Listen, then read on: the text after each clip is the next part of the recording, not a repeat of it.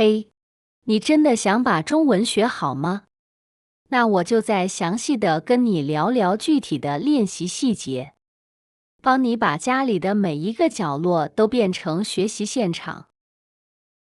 一，让你的嘴巴和大脑动起来。你不需要等别人来跟你练，随时随地都能进行。比如你早上起来，可以对自己说“我起床了”。吃饭的时候，指着桌上的东西说“我喜欢吃面包”，或者进厨房时说“我要喝水”。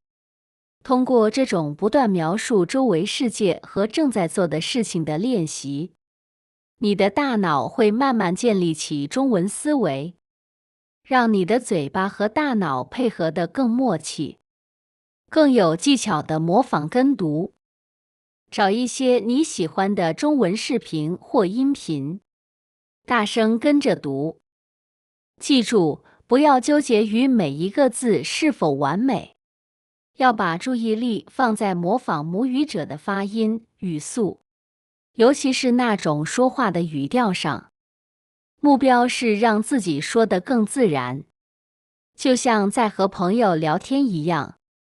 二，打造随处可见的中文视觉感。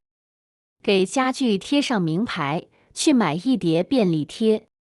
在冰箱上贴冰箱，在门上写门，在桌子上贴桌子。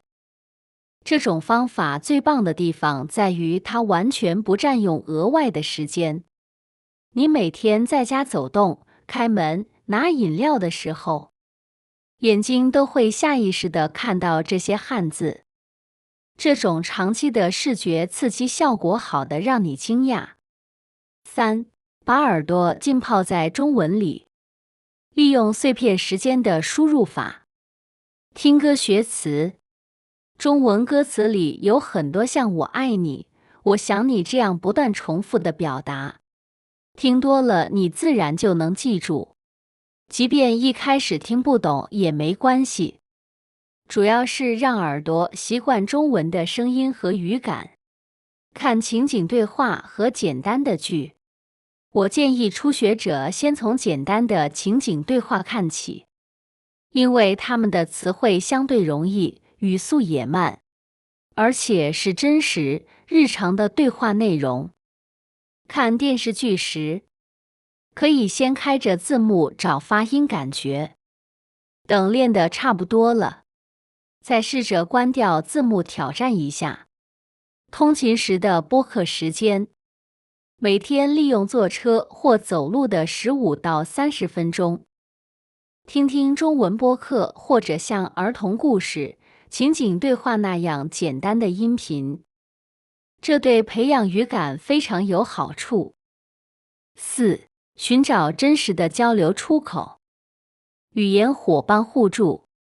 你可以在网上找那些想学你母语的中国朋友，你们可以定个规矩，比如聊30分钟，前15分钟全程中文，后15分钟换成你的母语，这样双方都能学到东西，也更有动力。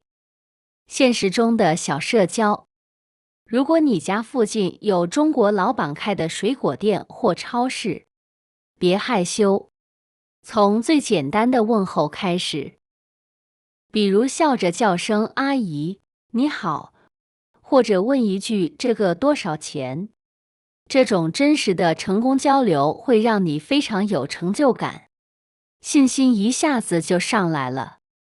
加入线上社区，去加一些中文学习小组或聊天室，每天坚持分享一句你学到的中文，大家互相鼓励、纠错，这种氛围会让你觉得学习不再孤单。